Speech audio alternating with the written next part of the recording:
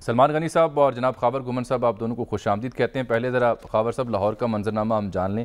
सलमान साहब, मुलाकात पे मुलाकातें, फिर नंबर गेम और दावे किए जा रहे हैं कि मतलूबा नंबर से ज़ायद नंबर्स मौजूद हैं, और फिर ये कि मरकज़ से आगाज़ किया जा रहा है। ये सब क्या अफवाही हैं? अभी कोई फ़ैसला कर पाई है अपोजिशन मुत्तहिद होकर, या अभी डंग टपाओ प्रोग्राम है फिलहाल?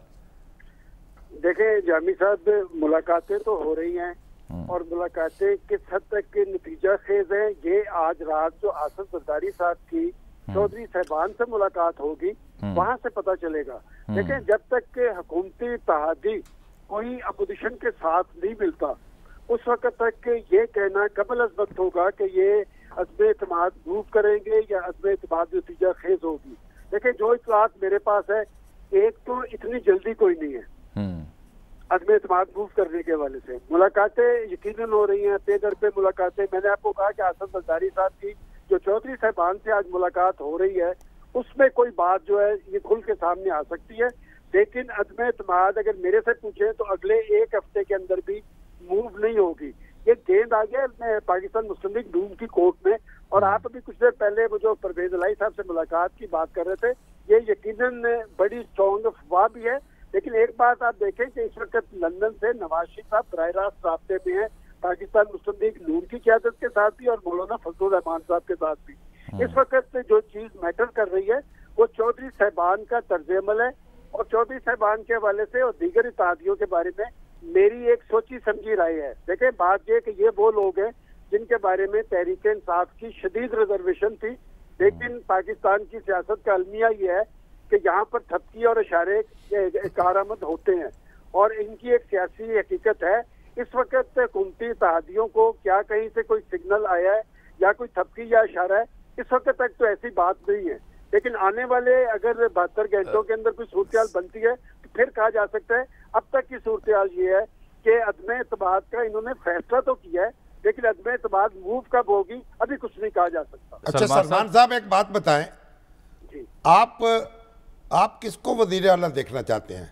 चौधरी परवेज इलाही साहब, किस सूरत में? हमदर्द शहबाज साहब, तहरीक अदम एतमाद, या अहमद खान साहब? तहरीक अदम एतमाद की सूरत में। हाँ, पंजाब तीन नाम सामने आ रहे हैं। पंजाब की शामी साहब, पंजाब की बात कर रहा हूँ। शाह साहब, इसमें दो सिनारियो बन रहे हैं। एक सिनारियो तो ये है कि अगर पीपल्स पार्टी एक्टिव है तो पीपल्स पार्टी ये कैसे चाहेगी कि जी असेंबलियां कबल अज वक्त तोड़ दी जाए, और 1.5 साल का अर्सा उनके पास तो मौजूद है। ठीक। और दूसरा सिनारियो ये है कि वाकईतन कोई ऐसा खतरा मंडला रहा है खुद पीपल्स पार्टी पे भी, सिंध के हवाले से और पंजाब के अंदर मुस्लिम लीग नून के हवाले से, या कोई और चीज है। मैं समझता हूँ कि इस सारी बड़े खेल के पीछे कुछ ना कुछ जरूर है जो ना हम कह पा रहे हैं, ना जो हम सुन रहे हैं वो हम उसका अहमद खान साहब का नाम नहीं आपको अट्रैक्ट कर रहा? मुझे अहमद खान साहब का नाम अट्रैक्ट तो नहीं कर रहा, लेकिन अहमद खान साहब के जो जराए हैं वो बड़े स्ट्रॉन्ग हैं। अहमद खान साहब के जो ताल्लुकात हैं वो बड़े स्ट्रॉन्ग हैं। तो बात नहीं, उनकी बड़े मोतबर हैं, बड़े मोतबर हैं, बड़े जी होश भी हैं, बड़ी अच्छी गुफ्तगू करते हैं। नहीं, जो उनके ताल्लुकात हैं वो बड़े मोतबर, कानूनदान है। हाँ जी, ये कहना चाह रहे हैं। तीनों एक ही बात कह रहे हैं, लेकिन हम कह भी नहीं सकते। अच्छा नहीं सलमान साहब, एक नुक्ते का इजाफे की इजाजत दीजिए। कुछ भी ना कहा और कह भी गए। ये जो सर आप फरमा रहे हैं ना कि कहते रह भी गए, इत्तेहादी और इशारों वाली जो बात है, हमने पिछले हफ्ते प्रोग्राम में बड़े वसूख के साथ ये बात की थी, अहम हुकूमती इत्तेहादी कराची से जिनका ताल्लुक है उनके बारे में, कि उनसे मैंने बराह रास्त ये बात की और पूछा कि आपको कोई आप कुछ नहीं आ रहा, कुछ नहीं। लेकिन यही सवाल मैंने उठाकर चौधरियों के यहाँ भी रखा किसी ज़रिए के हवाले से, और उन्होंने भी बरमला कहा कि नहीं साहब, हमें इन मुलाकातों के हवाले से या किसी किस्म कोई रद्द-ए-अमल नहीं है, कोई रद्द-ए-अमल या कोई ये नहीं, खुशी या गमी का इज़हार नहीं। आगा साहब को बताया ना, फिर वल्लाह आलम, वो तो बेचारे अभी तक बैठे हुए हैं। बिल्कुल बैठे रहे। अच्छा, लेकिन ये जो आप दूसरी स्कीम ऑफ एक्शन आप बनाते हैं कि जी कौन मुतबादिल वज़ीर आला या वज़ीर आज़म होगा, इसकी भी गुंजाइश शायद ना निकले, क्योंकि अगर तहरीक अदम एतमाद कामयाब हो भी जाती है तो फिल फॉर नए इलेक्शंस की तरफ जाएगा मामला, क्योंकि इस बीच इमरान खान साहब को अगर आप साल डेढ़ अपोजिशन के तौर पर देते हैं तो इसका मतलब आप अपने पाँव पर कुल्हाड़ा मारेंगे। जब तक आइंदा वज़ीर आला का नाम या वज़ीर आज़म का नाम तय नहीं होगा, उस वक्त तक तहरीक कामयाब नहीं हो सकती। ठीक, ये हवा में तीर नहीं चलाया जा सकता। ठीक, तो कुएं में छलांग नहीं लगाई जा सकती। ठीक है। और हमारे जो शाहिद का खानाबासी हैं वो माशाल्लाह मलंग है, वो भी बहुत। वो कहने लगे उन्होंने कहा भाई परवेज अली साहब जो हैं उनको कैसे हम 5 सीटों के साथ वज़ारत आला दे दें, ठीक है ना, हम तो नहीं दे सकते। ठीक है, तो भैया जो चीज आपके पास है ही नहीं आप उनसे पूछ, आपने किसी को क्या देनी है। सही है। खावर घुमन साहब अस्सलाम वालेकुम सर। देखिए मैं एक बात बताऊं जी, एक बुजुर्ग थे,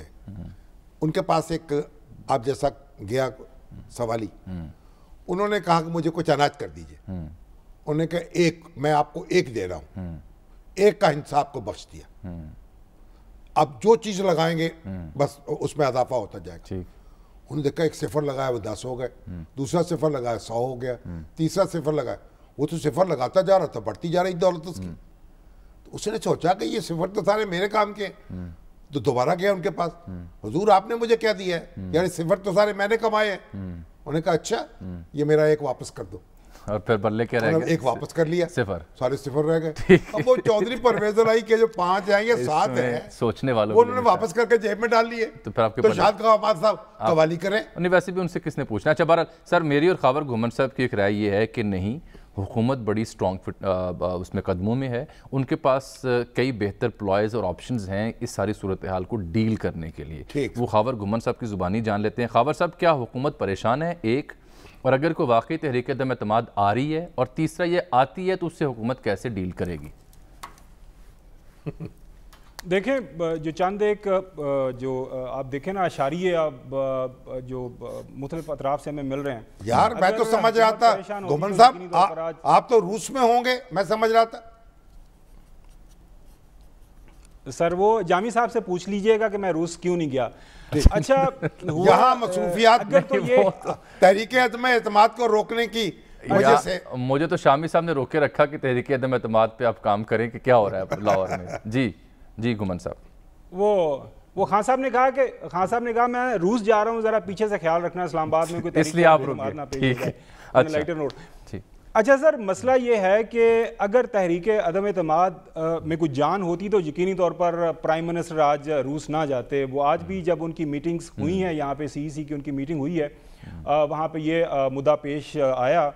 अब 2-3 चीज़ें हैं सर जो आप बात कर रहे हैं, शामी साहब आपने बिल्कुल ठीक की, मेरी भी 3-4 लॉयर से बात हुई है कि एक MNA उस वक्त डिस्क्वालीफाई होगा जब वो वोट देगा, लेकिन वो एक ऑटोमेटिक डिस्क्वालिफिकेशन है। मैं PTI का MNA हूँ, मैं अपनी पार्टी की पॉलिसी के खिलाफ तहरीक अदम एतमाद में वोट देता हूं, तो उसके बाद 63A जो लगेगी और उसके बाद ऑटोमेटिकली स्पीकर आपकी डिस्क्वालीफाई करके आपको आगे भिजवा देगा इलेक्शन कमीशन के पास। फिर आप वो अदम जो एतमाद का वोट है उसमें आप हिस्सा नहीं ले सकेंगे। लिहाजा ये ऑप्शन आपने देखा है कि अपोजिशन की तरफ से अब हमें वो ख़त्म होता हुआ नज़र आ रहा है, क्योंकि आप प्राइम मिनिस्टर को ख़त्म तो करवा लेंगे, लेकिन अगला प्राइम मिनिस्टर कैसे इलेक्ट करेंगे? सारा फोकस अब भी छोटा हो जाएगा ना, के ऊपर क्यों पड़ा हुआ है इस वक्त? नहीं खावर साहब, उनका ख्याल ये है कि इलेक्शन कमीशन में जब मामला जाएगा उसमें ताखीर होगी और इसके उतनी देर में ये हम सारा कुछ कर लेंगे। चलो 12 सर, फिर आर्टिकल 94 है वो बड़ा वाजे है कि अगर हाउस के अंदर किसी भी पार्टी के पास मेजॉरिटी नहीं है तो सारी की सारी पावर्स सदर पाकिस्तान के पास चली जाती हैं, और सदर पाकिस्तान फिर जो मौजूदा प्राइम मिनिस्टर को कहता है कि आप कंटिन्यू करें अंटिल हाउस पूरा हो, जो नया जो हाउस है वजूद में है। ये कानूनी नुक्ता है। नहीं, वो कहते हैं कि फिर सारे का नहीं खावर साहब, वो ये भी अशतर असाफ अली साहब को मैं बात कर रहा था, उनसे सुन रहा था, वो कहते हैं कि फिर जो प्रेजेंट एंड वोटिंग जितने मौजूद हैं, अगर उनकी मेजॉरिटी आपके पास आ गई तो आपको वजारत उज़्मा तक ले जाएगी या वजारत उलिया तक। ठीक। अच्छा खावर साहब, बाकी सियासी ऑप्शंस क्या हैं गवर्नमेंट के पास टू डील विद? क्या गवर्नमेंट भी पैरेलल हुकूमती अपोजिशन के अरकान से राब्ते में है? और क्योंकि लॉन्ग मार्च अगर पीपल्स पार्टी कर रही है तो सिंध में PTI भी लॉन्ग मार्च कर रही है, और फिर जो वज़राए आला उनको टास्क दिया जा रहा है कि आप नाराज़ लोगों को मनाएं, लेकिन साथ ये कहना कि लोगों को ख़रीदा जा रहा है, इससे नज़र नहीं आता आपको कि कुछ हो रहा है जिसकी वजह से गवर्नमेंट ये बयान दे रही है? बदकिस्मती से जामी साहब, हमारे मुल्क के अंदर क्योंकि एक सियासी तारीख रही है पैसे का इस्तेमाल, रिसेंट भी आपने देखा जब सेनेट के इलेक्शन हुए वो वीडियो क्लिप्स भी आए और उसके अंदर को लोगों ने माना कि हाँ ये हमारे पैसे थे, हमने नोट दिए, हमने नोट लिए, ये मामला चलता रहता है और सियासत के अंदर इस तरह की बयानबाजी होती रहती है। अब लाहे अमल के ऊपर आपका सवाल है, एक चीज मत भूलिएगा कि इस्लामाबाद को आने वाले तमाम रास्ते जो हैं केपी से आते हैं, पीटीआई की हुकूमत, पंजाब से आते हैं, पीटीआई की हुकूमत, आज़ाद कश्मीर से आते हैं, पीटीआई की हुकूमत है। तो अगर किसी एमएनए ने, हुकूमती एमएनए ने पार्लियामेंट हाउस उस दिन पहुंचना है तो उसको इन तमाम रस्तों से गुजर के पार्लियामेंट हाउस के अंदर पहुंचना पड़ेगा। ये एक बहुत बड़ा सवालिया निशान है इसके ऊपर। नहीं, ये तो आप खबर भी दे रहे हैं। जो लाहौर के घुमर साहब एक बात बताएं, नहीं मैं आपके जो इन्होंने कहा है शेख रशीद साहब ने कि जहांगीर तरीन साहब से भी बात की जाए, मामला किया जाए, कुछ पेशरफ्त हो रही है इसमें? सर मेरी इतला के मुताबिक पेशरफ्त हो रही है और जहांगीर खान तरीन साहब ने एक से ज़्यादा दफ़ा ये बात कही है कि मैं तहरीक इंसाफ का हिस्सा हूँ। सर मेरी जो थोड़ी बहुत बॉडी लैंग्वेज के हवाले से असेसमेंट है, इमरान खान का और जहांगीर खान तरीन का एक लव हेट रिलेशनशिप है। वो जो दो प्यार करने वाले होते हैं ना, किसी इशू के ऊपर लड़ाई हो जाती है तो उसके बाद फिर शिद्दत से थोड़ी अरसे के लिए आप में नफरत होती है, लेकिन प्यार रहता है, फिर किसी ना किसी मौके के ऊपर आप दोबारा मिल बैठते हैं और एक दूसरे के गले लग जाते हैं। तो वो मैं नहीं समझता कि जहांगीर खान तरीन किसी मौके के ऊपर जो है बैक स्टैब करेगा इमरान खान को। मेरी ये असेसमेंट है। लाहौर की खबर आपको ज़रूर मैं देता चलूँ। चौधरी साहिबान के हवाले से बात हो रही है कि क्यों चौधरी साहिबान का जो किरदार सबसे ज़्यादा इंपॉर्टेंट है। देखिए पंजाब के अंदर चीफ मिनिस्टर बनने के लिए वोट चाहिए 186, पीटीआई के पास हैं 181, 11 जो एमपीएज हैं वो हैं काफ लीग के, लिहाजा वहाँ पे जो तुरब का पत्ता जो है वो है उनके पास, काफ लीग के पास, इसलिए उनके ऊपर सारे का सारा जोर लगाया जा रहा है। मेरी इतला वहाँ से भी है, मैं इबाहम में नहीं रखता, हमेशा खबर सॉलिड ब्लैक एंड वाइट में देते हैं कि चौधरी साहिबान किसी भी सूरत में फिल वक्त जो है कोई वो ना अपना किबला चेंज कर रहे हैं, ना उनको कहीं से कोई इशारा है। वो माजी से लेकर आज तक मेरी उनके एक बड़े ही चौधरी साहिबान के उनके फैमिली मेम्बर से बात हुई, उन्होंने कहा जी जनरल मुशर्रफ ने हमें छोड़ा था, हमने जनरल मुशर्रफ को आखिरी दम तक नहीं छोड़ा था, हम जिनके साथ रहते हैं उनके साथ चलते हैं। और 2018 में जो इलेक्शन लड़ा था काफ लीग ने तो ये पीटीआई के साथ सीट एडजस्टमेंट करके आए हुए हैं, लिहाजा वो भी कोई ऐसी कोई हालत नज़र नहीं आ रही। तो मेरे ख्याल में खबर ठीक है सलमान गनी साहब की कि फिल वक्त कोई चीज़ जो है ना कुछ सॉलिड अपोजिशन के पास नहीं है।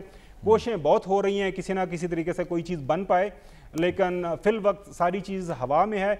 और सलमान साहब के इमरान खान या मौजूदा हुकूमत अभी पुरयकीन है तो वहाँ पे कोई ऐसी ठीक है। अच्छा सलमान साहब एक ब्रेक का वक्त हो गया, लेकिन मुख्तसर ये फरमा दें अपोजिशन किसी नतीजे पर पहुंच पाएगी या वक्त ही लेती रहेगी?